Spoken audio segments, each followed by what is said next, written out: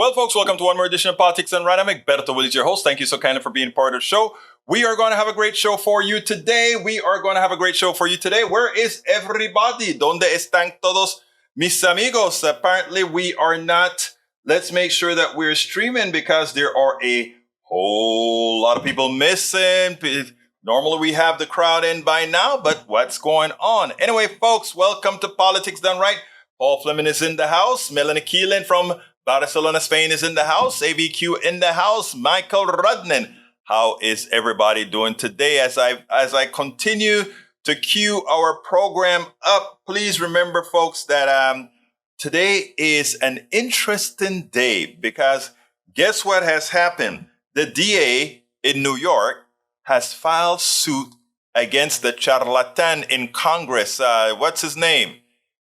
The guy who's running one of the committees that is trying to force him to give information.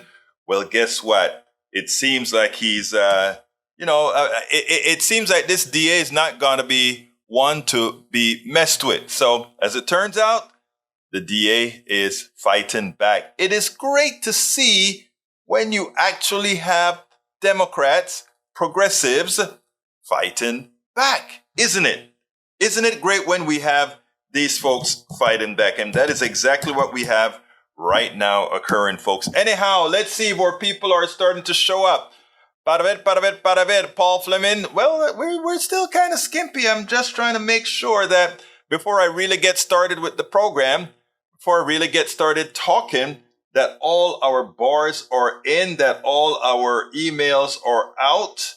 And it seems to me like they are, in fact, getting out. So we'll kind of shoot the you-know-what for a minute until we get more of our folks into the fold, which they are starting to sum up on the different platforms. I don't want to get started because we got a good program. We got a lot to talk about. Want people to be around. We need people around to start talking about all this good stuff.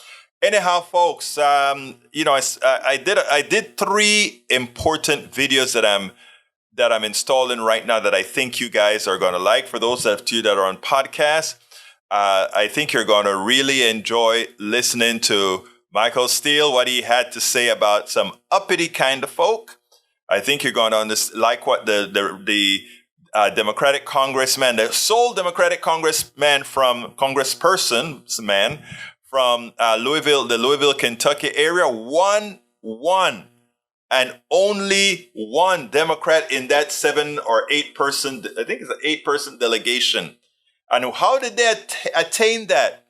They turned Nashville, Tennessee into a pie that eventually ended up into rural areas. The perfect gerrymander to remove any potential proportional representation of Democrats in Kentucky. I mean, imagine if these places weren't gerrymandered as they are today, there would be much better representation. Anyway, folks, as I continue to get us ready, welcome aboard. Let's see. Alistair Waters is in the house.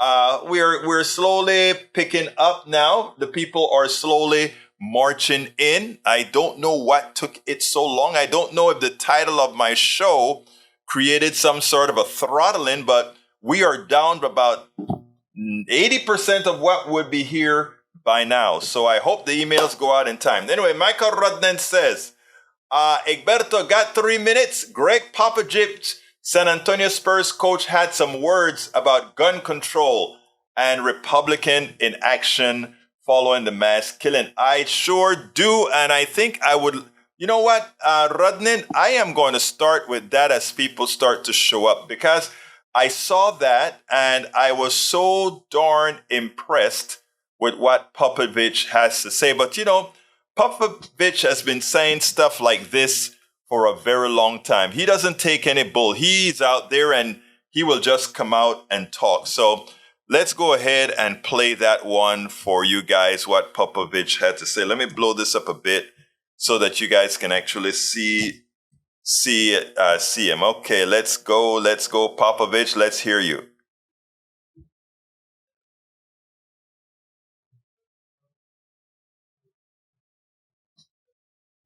Can they imagine that happening to theirs? Let's start it again. Or, Lindsey Graham or Jim Jordan, whoever of them have kids or nieces or nephews or grandkids. Can they imagine that happening to theirs? Are they incapable of knowing what that's like? I mean, I couldn't believe it, so I wrote this thing down. Senator Marsha Blackburn, her comment after the massacre, my office is in contact with federal, state, and local officials, and we stand ready to assist. In what? They're dead. What are you going to assist with? Cleaning up their brains off the wall? Wiping the blood off the schoolroom floor? What are you going to assist with?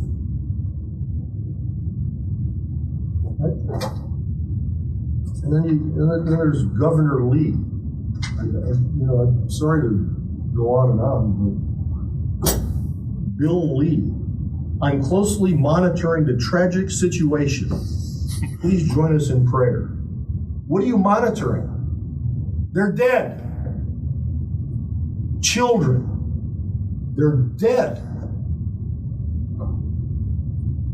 When I pick up my 6 and 11-year-old grandkids at school, when I'm here at home, on the way, it goes through my mind that I hope they're going to be okay. And most of you in this room, when we were in school, we worried if Nancy would dance with us on Friday after the football game or something. That was our anxiety.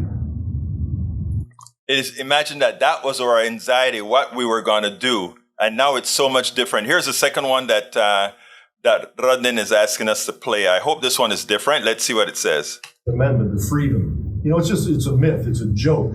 It's just a game they play. I mean, that's freedom. Is it freedom for kids to go to school and try to socialize and try to learn and be scared to death that they might die that day? But Ted Cruz will fix them because he's going to double the number of cops in the schools. That's what he wants to do. Well, that'll create a great environment. Is that freedom? Or is it freedom to have a congressman who could make a postcard with all his family holding rifles, including an AR-15 or whatever? Is that cool?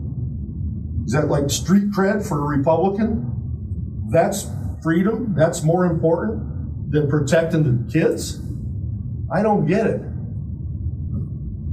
The greed of the gun lobbies and the manufacturers is obvious. We all know that. Money talks. But the cowardice and the selfishness of the legislators who are so scared to death of being primaried and losing their job, losing their power, losing their salary, you'd like to get each one of them in a room, just one by one, and say, what's more important to you? If you could vote for some good gun safety laws that most of the public agrees to, would you do that if it saved one kid? Or is your job and your money so important to you that you would say, screw the kid? What's in your mind? And the last one, here it comes. Or, Lindsey Graham or Jim Jordan, whoever of them have kids or nieces or nephews or grandkids. Can they imagine that happening to theirs? Are they incapable of knowing what that's like? I mean, I couldn't believe it, so I wrote this thing down.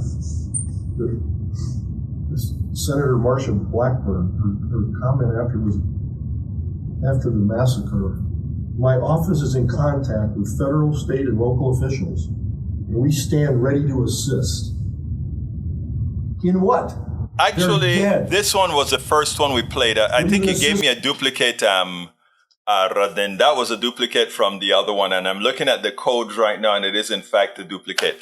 The first and second ones are the important, but Popovich has been saying this for quite a while now. Popovich has been outspoken on things like healthcare. He has been outspoken. Imagine it's a coach, a basketball coach that that we have to use. Many of us progressives have to use his notoriety to get heard. It's not like he's an expert on that, but he's a sensible human being, right?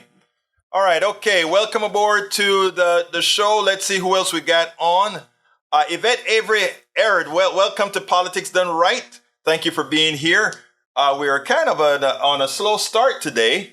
I don't know where most of our folks are. Let's see. Paul Fleming says, I sent this video to you this morning, but I know you're busy. What happens, Paul, is if you send it to my, Messenger, the Messenger from Facebook, that is one of the things that doesn't give me notification. If you have something that you really want to get up and about that I can put on, meaning that I'm not going to get into, let's say, a copyright issue or something like that, throw it like Rodnin just did into the feed in real time and explain what it's about, like Rodnin has, and we'll get that out. I think I've seen some of your stuff and played before. AVQ says it's fine. I don't see any of the other usual suspects on board. We can do without the drama and misinformation for a day. Maybe a lot of folks are embarrassed for what's going on right now. Who knows? That may be what's happening. But anyhow, let's continue with the program. Let me get back to the right screen. Look, Carl Cox is already here. He says, I have already commented today. Great one as usual. And Paul Fleming says, yeah. Okay. Anyhow, folks, I want you to listen to this particular video. I'm going to start with Tennessee because, again, we're going to talk a bit more about Kentucky with Kasich and with McGarvey as well. So let's go ahead and talk about what Michael Steele had to say about the two black, young, articulate representatives that were expelled from the Tennessee legislature. Let's see what he had to say about that. Remember, all of this also has to do with these guys protesting weapons of war in Tennessee. Now we have weapons of war in Kentucky. It seems like the states that have the most ridiculous laws are the ones that, have the most killings, but they don't care. They're just killing their people. Anyhow, let's listen to Michael Steele, and then we'll take it on the other side. Michael Steele, chair of the Republican Party, he gets it. He understands what went down here. I want you guys to remember 3 Democrats, because the Republicans would not take up any issues on guns. After the session was closed, they went on into the well and they started to talk. Okay? Now, they were all 3 put up for expulsion for actually a protest. Expulsion out of the legislature for a protest. So all 3 of them, 2 young black men and 1 older white woman, put up for expulsion. And of course, when the vote was all over, only the 2 black men were expelled from the legislature. They asked the white woman who was not expelled, why is it that you weren't expelled as well? She said, do you really have to ask? It's because of the color of my skin. Well, this didn't go unnoticed by Michael Steele. Listen to what he had to say, then we'll take it on the other side. And the people raise their voices and they say, this is who we want. This is what we want. I really hope America pays attention to this and understand the power you already have in your hand. Our founders gave it to us. These institutions and the individuals that we've elected to serve in the roles in these various institutions have grown beyond their capacity to serve. And when that happens, this is the check on that. When the people say, no, this is the brother we want. He is the best of us that we want to send to your body. And you will respect this vote. And we're sending him back to you.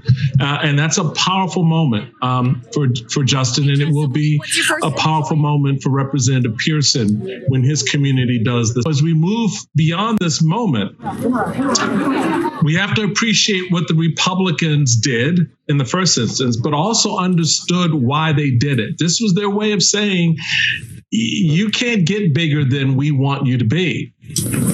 You can't represent your people unless you do it the way we want you to represent it. Now, we understand, as citizens, if you break the rules, okay, there's a price to pay, but it's not expulsion. And yet Republicans wanted to make a point. They wanted to send a message. They wanted to make sure he understood that we don't accept uppity black men in this chamber.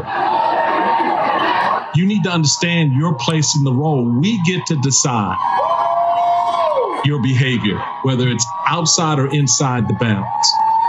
We don't care who sent you here. We get to decide whether you stay or go.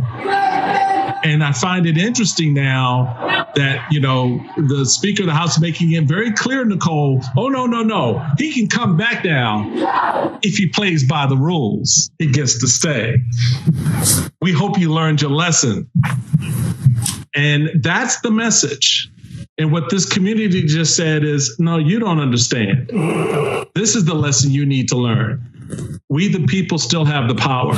And so it's going to be incumbent now for people to understand who really represents them in all these levels of government and take action to safeguard their democracy by sending people who are the best of them to represent what they need to have happen in their communities on their behalf at this moment.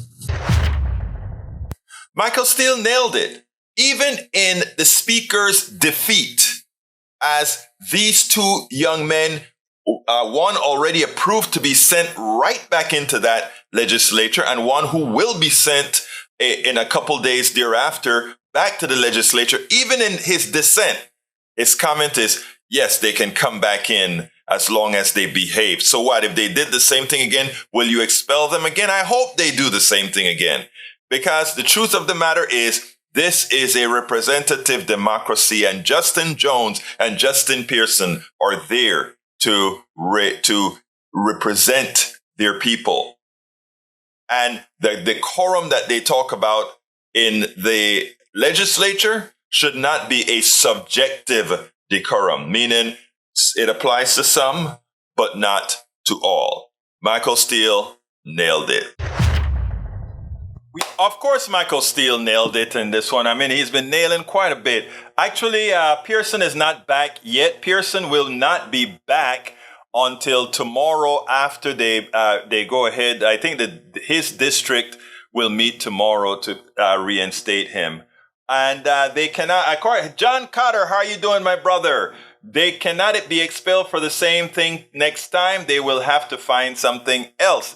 Exactly. And John, where are you? Are you here in town? Or are you back in Japan or at some far lands with your big flying bird?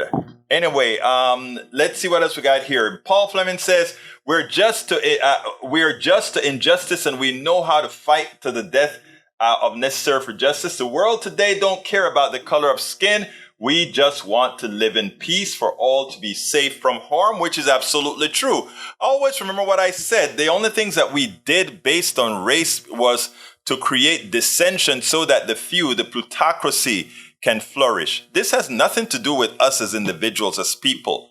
That's why I continue to promote. The reason I continue to promote unity among everyone is because I understand that we are being played. And I'm trying to get a lot of my folks on both on the left and the right to understand that we're all victims of being played by a plutocracy. That's why when you hear me talk about love, love, love, it is not just a platitude that I'm talking about. It is something that I taught myself to beat the plutocracy. If you can look at every human being and care for every human being, then the plutocracy cannot win. They depend on dissension. Remember that. That's my little humanist sermon for the day. But anyhow, what was Michael Steele talking about when he talked about the power of the people?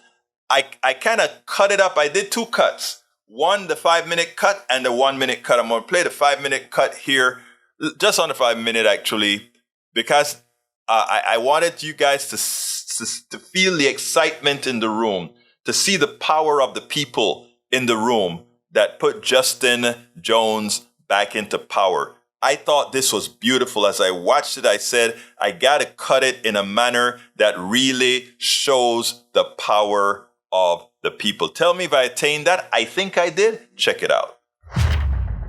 Republicans thought they were going to make a point. Kick out two young, up-and-coming Black Tennesseans out of their House of Representatives or out of their legislature, it didn't quite work out as they expected, because guess what? As soon as they kicked them out, starting with Justin Jones was just replaced or placed right back into the legislature pending another election. And we know during that election, because they have so raised his stature, that he will likely win it permanently. So again, he goes right back into the legislature tonight, and he likely win the re-election whenever it comes in 3 months or so. Check this out. Starting Mayor Cooper, you are recognized. Mr. Mayor. Well, thank you, Mr. Vice Mayor. This afternoon's vote is unprecedented, but so was the action taken to expel members of the legislature. Voters in District 52 elected Justin Jones to be their voice at the State House, and that voice was taken away this past week. So let's give them their voice back, and I'd call on this body to vote unanimously right now to do just that. Thank you. The council rules of procedure. This special meeting of the Metro Council is being held for the following purposes: to announce the vacancy of the Tennessee House of Representatives District 52 seat, to discuss Council Rule 49 procedures, and to elect, if determined by this body, the election of an interim successor. I am hereby announcing the vacancy of the Tennessee House of Representatives District 52 seat. Councilmember Murphy, as chair of the Rules Committee, you are recognized. Thank you, Vice Mayor. I would like to move to suspend Rule 49, Parts 1 through 6, and to immediately take nominations from the floor and vote today to fill the vacancy. All right. Are there any objections to suspending the rules? Seeing none, rules are suspended. All right. All right. So in order to do this, because the rules have been suspended, we are asking anyone who wants to make a nomination to stand. Councilmember Porterfield, you're recognized. Thank you, Vice Mayor. I would like to nominate Representative Justin Jones. All right. Councilmember Porterfield has nominated Justin Jones to become the interim successor, properly seconded by Councilmember Sepulveda. Are there any further nominations? Seeing none, without objection, nominations are closed. I go back to Councilmember Porterfield. You are recognized, and you will have 5 minutes in which to speak. Thank you, Vice Mayor. Colleagues, I stand as a proud resident of House District 52. On August the 4th, Representative Justin Jones earned the most votes in our Democratic primary, allowing him to advance and win. Ready? We are ready. All right. So we are going to be on the board. If you are for the election of Justin Jones to be the interim successor for the vacant seat of Tennessee House District 52, you will vote aye. If not, you will vote no. Mr. Clerk, open up the machines.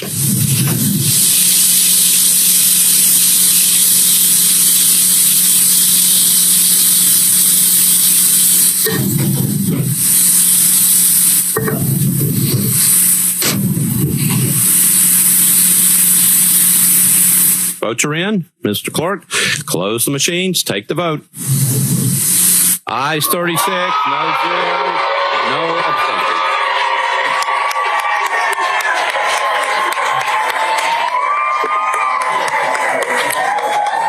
All right, so we can keep moving. Justin Jones. So again, this is what democracy looks like. If you participate, if you execute, they can do nothing to you, barring simply tyranny. Again, this is how democracy works. Man, as I watched that, the tinglings that went through my fingers, my head, everywhere was tingling just to watch it in action. Let's see. Macaron, apparently you and Egberto are right. I thought I had heard that this district had already made the decision. No, it's tomorrow, my friend, tomorrow. Anyway, welcome Maywood. Welcome E2247. Welcome John Cutter. Welcome Quien Más Olvide Llamar. Lee Grant is also in the house. How you doing, Lee Grant? El señor Hermano Grant está aquí también. Let's see who else we've got. Okay, so people are coming in now. You guys have been late today. I was getting worried, anyhow. Let's see what else we have here. Oh, John, I will be at the mayor's interview. In fact, I'm the one live streaming the interview for the mayoral candidates tomorrow at the EBEW Mañana. So that's what's going to happen. I'll be there. So I'll see you there tomorrow. John Cotter says, the voice of the majority, not the minority. Tom C is also in the house. And Tom C says, Charlie Kirk, TPUSA president, it's worth gun debts so we can have the Second Amendment. Having an armed citizenry come with a price so you can defend yourself against a tyrannical government. Ooh, I mean, all this terminology that these people use, I don't know if they're mentally impaled. I don't know if they're mentally deprived. I don't know what it is in their minds that they could make an argument like that, Brother Tom C. Because here's the thing. If you are willing to say this, you are willing to say it's good. Some people must get killed because we better have an armed citizenry so that if the government gets out of control, this armed citizenry can mitigate said out of control. A government, of course, that was elected by we the people, a government that is placed in danger by those with the AR-15s because they want to have a government not represented by the people, but one that can be gerrymandered into power, one that can be forced into power with all kinds of voting obstructions. So you see, yesterday I spoke about most of what you hear from Republicans is something that they see in a mirror. In other words, when they're speaking about the things that they believe. When they accuse progressives or Democrats of certain things, it's generally the things that they are doing. Listen to Kirk now. Kirk has to be, something has to be wrong in his mind. He thinks that arming Americans with AR-15s and AK-47s and M16s and all these guns can somehow go up against an M1 tank. It can go up against an F-16, an F-32, an F-715, a B-1, a B-2, a B-52. That is what we the people have as an arsenal. So having a whole bunch of clowns with AR-15s and AK-47s has no chance if we had a tyrannical government. The way to prevent a tyrannical government is for all of us to participate in government and for all of us to believe in democracy for all, not democracy for some, democracy for all. That's the only answer.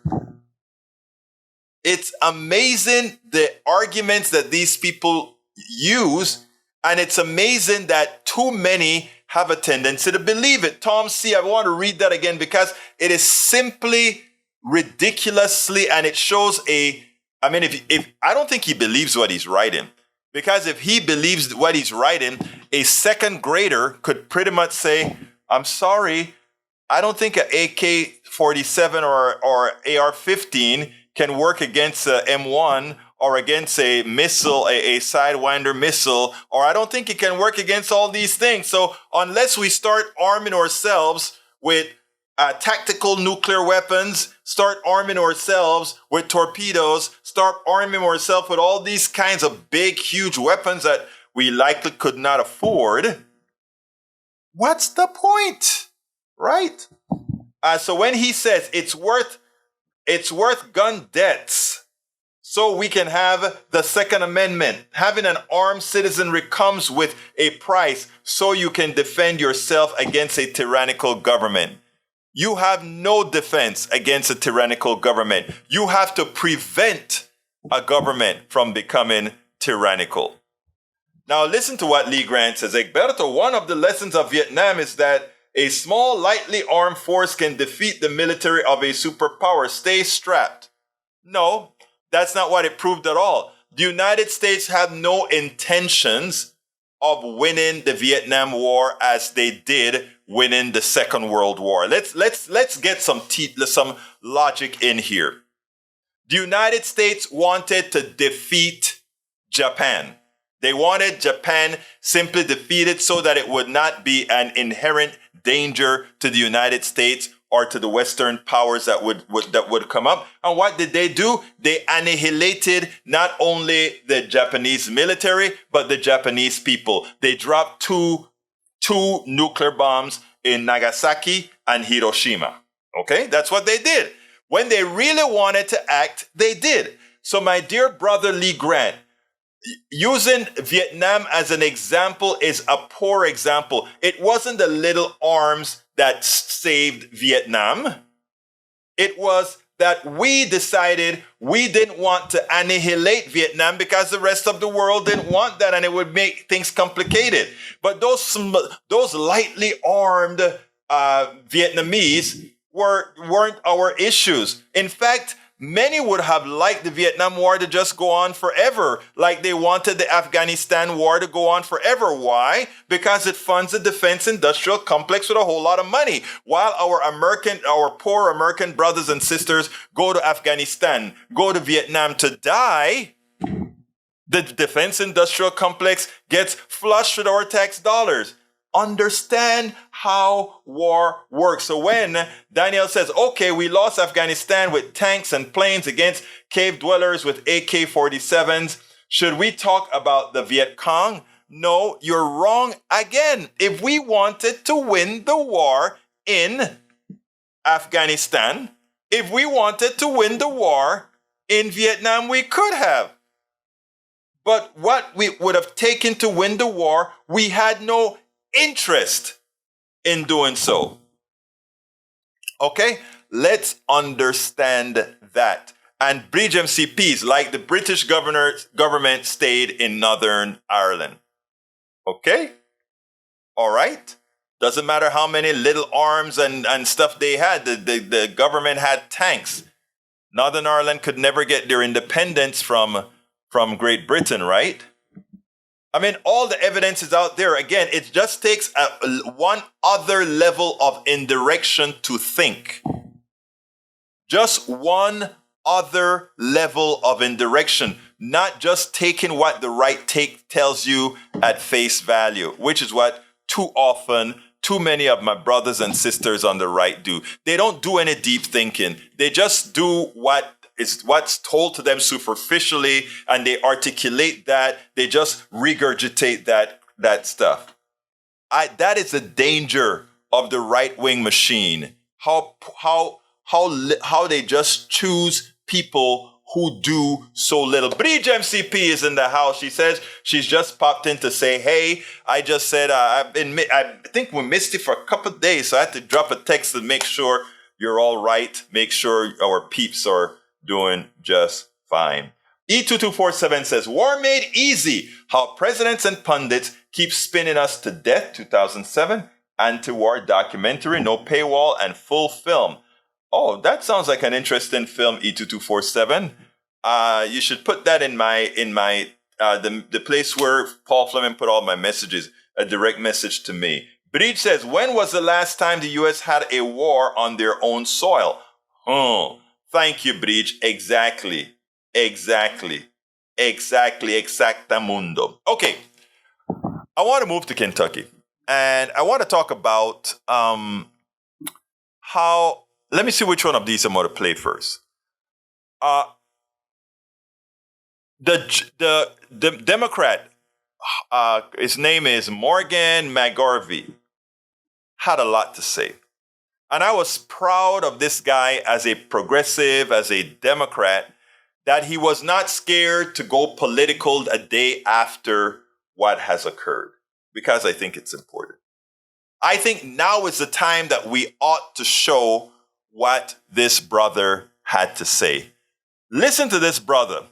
and then we'll take it. Before I go to it, though, it seems like Carl Cox says wrong, Egberto. We could have never defeated enemy in Vietnam and Afghanistan, even if we stayed in both places for 1,000 years. No, I beg to differ, Brother Cox. What we would have done if we really wanted to win in that place is simply destroy it, which is what we did to Japan. Okay? We used such power to destroy most of the second layer of management. When the first layer, who's always protected, the king, came and signed the not the armistice, but the surrender, we could take over the place. And as far as if we wanted to stop the flow of equipment into Vietnam, Vietnam is so very small, we could. The thing about it is we only fight half wars. If we really wanted to fight Vietnam, there's no chance at all. Don't be fooled by what we see on TV. All right, let's go ahead and play that first one. Kentucky's lone Democratic Congressman, his name is Morgan McGarvey. This is a guy that supports pretty progressive causes, including the legalization of marijuana, general government-provided health care, etc., etc., etc. He came out strong. That is the kind of Democrat, in my humble opinion, and I don't know much about this guy, I just know about what he did at this press conference. But right here, one day after these mass killings, he had no problem making sure that it wasn't political but humane. He pointed out that while Republicans are very happy to be banning books and all these things, where they should be concentrating on providing safety for the American people, they're not. This is how we should have progressives. This is how we should have Democrats talk. I want you to listen to this, and then we'll take it on the other side. I am a person of faith. I was raised in the church. We've raised our kids in the church. Please, if you are a person of faith and you want to give us your thoughts and your prayers, we want them and we need them. Our community is hurting. But we need policies in place that will keep this from happening again, so that thoughts and prayers do not have to be offered to yet another community ripped apart by the savage violence coming from guns. Look at what's happening. I had somebody tell me the other day, don't make this political. Fine, don't make this political. People's lives aren't political. Public safety isn't political. Put those policies in place that put people first. People over guns, kids over guns, public safety over guns. Because that is what we need to address this problem. I'm an optimist. Maybe to be a Democrat in Kentucky, you have to be. But I have seen us come together in the state legislature where I served before being elected to Congress, working with some of my conservative colleagues to introduce crisis aversion rights retention laws that would help temporarily remove firearms from people in crisis. This investigation is dynamic, it is ongoing. But we know this shooter purchased an AR-15 rifle on April 4th. We know he left a note. We know he texted or called at least one person to let them know he was suicidal and contemplating harm. But we don't have the tools on the books to deal with someone who is an imminent danger to themselves or to others. We can do this. We can come together at the federal level, working with each other to solve this problem, which is impacting all of us in a uniquely American way, and get universal background checks so that people who shouldn't have a gun can't buy one, that we are taking weapons of war off of our streets, that we are helping people who are in crisis. That is not a political issue, but it becomes one when Kentucky Republicans would rather ban books and pronouns and then make Kentucky a sanctuary state for weapons. We are hurting. And no matter what policy we pass, no, it will not bring back these people. This will not bring back our friends, our neighbors, and our loved ones. We will continue to get the resources for our community that we need. And we will continue to work to make sure that we have the policies in place that keep other families, other loved ones, other kids from going through this tragedy again. Now, he even made a funny joke. He said he's a hopeful guy. And he said, I guess if you are a Democrat running in Kentucky, you must be hopeful. And he did win in a tight race a seat, as well as, Louisville also has a Democratic mayor, fairly progressive mayor. So all in all, I think if more politicians would be fearless in calling for the banning of these weapons of war, if more would come out with pointing out that most Americans believe in having good, sensible weapons of war control, I think we would make a very big dent in what's going on today. But right now, as it turns out, we have a field that is just being obliterated by the NRA. We spent absolutely so. Okay, let me start with what Daniel Ledo had to say. He said, "Hey, welcome aboard, Bruce MCP." Or hear me, Bruce MCP. Hey, welcome aboard, Bruce Pollard. I look. I don't mind saying, if I thought I was. We have to agree to disagree here, Carl Cox. I don't. If I'm wrong, I'm wrong, right? But there are too many countries in the world. Let's look at China, big country, 1-point-something billion people. There's massive force that the government used to prevent the arms and etc. from getting in if they want, because that's a repressive government that they want to do that. That's the type of government that they have. All right. So if a government, we the people, without objection from the average we the people, want to do something, they will. How long has Cuba stayed as they had? How long has China stayed as they had? How long has North Korea stayed as it had? And I could go country after country after country, where, again, the big power of the ones who have the big guns ultimately win. Now, why it doesn't happen in Vietnam is we are not willing to carpet bomb the entire damn place to make sure that we close down all avenues of traffic of weapons into the system. We could if we wanted to. It's a very small country, and in as much as it's full of a selva, meaning the bush, a lot of bush, it could be done if we were willing to inflict the cost that it takes to do it. If we were willing to do to them what we did to the Japanese, it would be done. And now in America, the reason again, in the case of what Mr. Ledo has to say, so Egberto admits that military fights half wars. Yes, I do. Just after telling us that the military would carpet bomb Austin. No, that's not what I said. I didn't say the military would carpet bomb Austin. I'm saying if people took up arms, if some militia took up arms and put enough people who disagree with what the militia is doing, yeah, they'll carpet bomb the confounded militia, and it would be the end of the militia.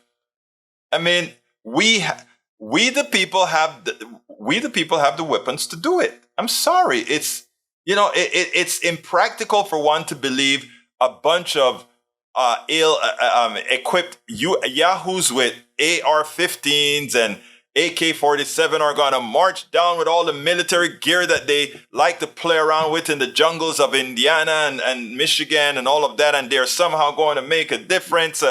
It's a joke. They'll get a lot of people killed. Those militia folks will get a lot of people killed, but they're a joke when it comes to if they were really to get involved with fighting a military of the people. So that's what I'm saying.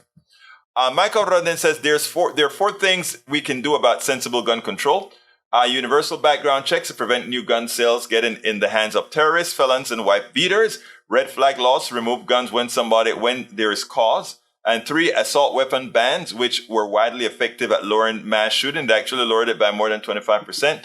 And enact universal health care, Medicare for all, which would include mental health. Exactly. You solved the problem. Mike Kasich says, Bridge MCP, since he didn't have any criminal background, however, he did break the biggest law, the prohibition against murder. Despite so many laws, people who want to be bad will be bad. He shouldn't have been able to get an AR-15. If he had a pistol or something, maybe one person would have died. Somebody else could have jumped him. But when you have a weapon of war, it's hard to do that. Let's see. E2247 says, wars 45 increase are being continued by Biden. I agree, as if Obama was still POTUS. I agree as well. Tom C says, if any group should carry arms against a tyrannical government, it's progressives. The MAGA GOP is trying to take away our rights on every front. Fortunately, we believe in the justice system. Exactly right. Carl Cox says, we bombed the Ho Chi Minh every day and they still got arms to Vietnam. Again, like Ledo inferred, we had 50,000 people in Vietnam. Yeah, I think it was 50,000 in Vietnam at one time. I don't remember the exact number. I know it was 46,000 that died. I think at any given time, we had about 50,000 people in Vietnam. It wasn't a real war. It was an incursion. If we really wanted to shut down, we would have had to invest into a war to shut that down. We just were not willing to pay the cost of the defense industrial complex. Tom's, let's see. I think I read that one already. AVQ says, Tom C, yes, we progressives still believe in nonviolent political revolution. And Daniel says, LOL, so Egberto's strategy is to kill as many Americans, women, and children as possible? Nice. Wow. It's amazing how you can get from one place to the other. Remember what I tell you about magical thinking? Anyway, let's go to the last video, which is a Republican, John Kasich, coming around. Now he wants a 1 million-person march, something that we've done before, to try to get under the gun control modal. Let's go. This one is hard to believe. A Republican governor, our former governor, John Kasich, comes out. And what does he want? A 1 million-person march against this policy of not making sure that these weapons of war are brought under control. A Republican ex-governor. Of course, he's not in office now. Maybe that's why he has the pelotas to do it. But let's go ahead and listen to what this little interchange, and then we'll take it on the other side. Can you explain to me the reluctance on the part of Republicans, it seems broadly across this country, to do anything when it comes to gun? I'm not talking about gun restriction, gun reform, to make it harder to get a gun, to make it harder to keep a gun if you have problems. I mean, just looking at the law in Kentucky, and I just want to remind our viewers, and I'll tell you as well in case you missed the top of the show, but according to the Giffords Law Center, to prevent gun violence, Kentucky allows anyone 21 or older who is legally authorized to purchase a firearm to carry it concealed in public. There are no legally mandated state waiting periods or background checks. Kentucky in 2020 had the 13th highest gun death rate in the country. I mean, there's no red flag law there. It was already a problem, clearly. What is the reluctance to say, hey, listen, we understand the Second Amendment is sacrosanct, yes, but there should be some reasonable restrictions. I know that I'm going to go out today after the show and there is a chance that I could get run over by a car. I understand. I take that risk every single day, just the risk of random accident. But there are rules governing how cars can operate on the roads and in cities. There are stoplights. There are stop signs. There are crosswalks. They have to go on the road and not the sidewalk. There are rules making me safer as I walk down the street. In so many places across this country, there are absolutely no rules beyond a 21 age limit for guns. How is that? Katie, and look, we can talk about the NRA, but the group, it's the people that are out there in the districts that tell legislators, oh, no, this is a slippery slope if you do something. To me, a legislator now, a conservative Republican legislator, I believe can go forward and say, look, there's some reasonable things we can do. as governor, I can't tell you how frustrated I was by the fact that I couldn't get more done when I was there. But I can tell you what would move them. If all of a sudden there were on a consistent basis 5,000, 10,000 people on the lawns of the State House, those politicians would shrivel up. They would live in fear of the fact that they might lose their jobs. And some places you've seen reforms happen after tragedies like this, but all too often it doesn't happen. So Katie, again, it's in our hands. You know, I would love to be able to be part of a 1 million person march to D.C., to Washington, D.C., to the Lincoln Memorial, to be able to say enough is enough already. You know, that's what I think has to happen. What is it going to take? I agree with the man. If the public really started unelecting those people who are in the bag for the NRA and other organizations that are preventing good policies towards about guns, it would be all over. These guys it's not like politicians are brave people. These politicians go where they think the wind is blowing or where they're getting the most cash. But if they get cash, but the winds are not blowing to get them or keep them elected, the cash means absolutely nothing. So again, it's still in the hands of people. It's still in the hands of our democracy if we would simply exercise it, if we would simply use our minds to attain the things that we know are best for our humanity or best for society. So folks, please, it's not all that difficult. Vote these guys who support these weapons of war, vote them out and start voting people in who will really save the lives of your kids, your own lives, and many more. Something may happen here. The Democratic governor lost friends, actual friends in this last killing, and several Republicans lost friends in this last killing. So maybe since it's hit so close to home, as we know, many of these guys are lacking severely in empathy. Well, when it hits closer to home, empathy no longer kicks in, but existentialism does. Absolutely so. And again, thank you, Rudnin, for bringing up that post again, because I'm going to address that first of all. Roberto Davenport, Robert P. Davenport, where the hell have you been? Dropped you a line, but you know what we get? We get a canned response from at least from the email that's in our system for you. I thought about, we haven't seen Robert Davenport in a while. First of all, thank you so kindly for that super chat, Brother Davenport. It's much appreciated. He says, greetings, progressives. Ban weapons of war, not books. Hey, the previous video that I showed with Morgan McGarvey, that's exactly what he accused the Republicans justifiably of doing. They want to ban books. They want to ban pronouns. But Davenport, guess what? You're right. They want books. They want to ban books, but they would do nothing about banning weapons of war. Hey, man, send me the email that you actually check so that I can keep that on record as I keep MCPs and a few other of our folks out here. My brother. Anyway, let's see what else I got here. Para ver, this is important. I mean, I only got a minute, but I want to read what. Thank you.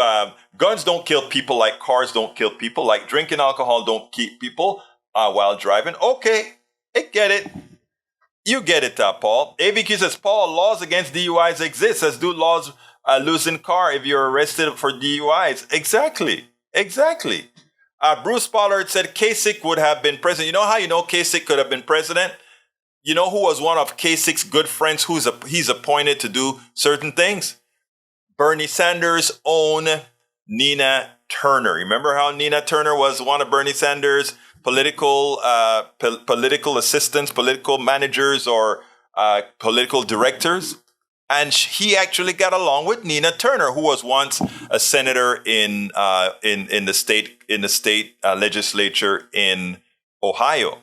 So I think you're right. I mean, I think he could have made a a fairly good president, I would have taken him over Trump. I wouldn't have taken him over Hillary. I wouldn't have taken him over any of the major Democrats that were running. I would have taken him over the guy who's a Starbucks guy. You know who I mean. I don't know what's wrong with my mind. Sometimes I forget these guys' names that I shouldn't forget anymore. Anyway, folks, let's see what else we got here before I go. Guessing Zero Bridge. Egberto Willis, how many drag queens have killed this week? Who knows? None. I don't think any of them have. But you know, people with AK-7. All right, let's see what else we got here. E2247 says Ford pardoned Nixon for all offenses against U.S. he committed or may have committed or taken part of in from 20 Jan 1969 through August 1974. So sick was Ford, then all U.S. now. I agree. Okay, what else have I got? I think I'm pretty much done here. But folks, please remember to share all our links. Please remember also to check out our podcasts at, and share it all. Let's make sure people hear all the things that we talk about here. I didn't do my ask. Please support us by going to politicsdoneright.com/support. That's the only one I have time to give right now. politicsdoneright.com/support. Una vez más, politicsdoneright.com/support. There are many options there in which you can support our program to make sure we can continue doing what we're doing. Thank you so kindly for being a part of the program. Thank you all of you that showed up for a minute. I was wondering, where was everybody in the beginning of the program today? And then folks started to come in, and then the other networks started to kick in. So I guess it was just on a delay. Anyway, my name is Egberto Willis. This is Politics Done Right. And you guys know how I end this baby. I am what? Out. We spend a lot of time deconstructing the news, trying to parse it into a form that everybody can understand. We try to find those little nitpicks where it flies above the fray, etc. If you really like these videos that we do, I want to ask a big favor. Please go ahead, number 1, subscribe to our channel, and number 2, please join if you can. Thank you so kindly for watching. Keep watching. Please remember to share. We must populate the entire internet with our progressive message, a message that we know is what most Americans say that they want. So help us, please join.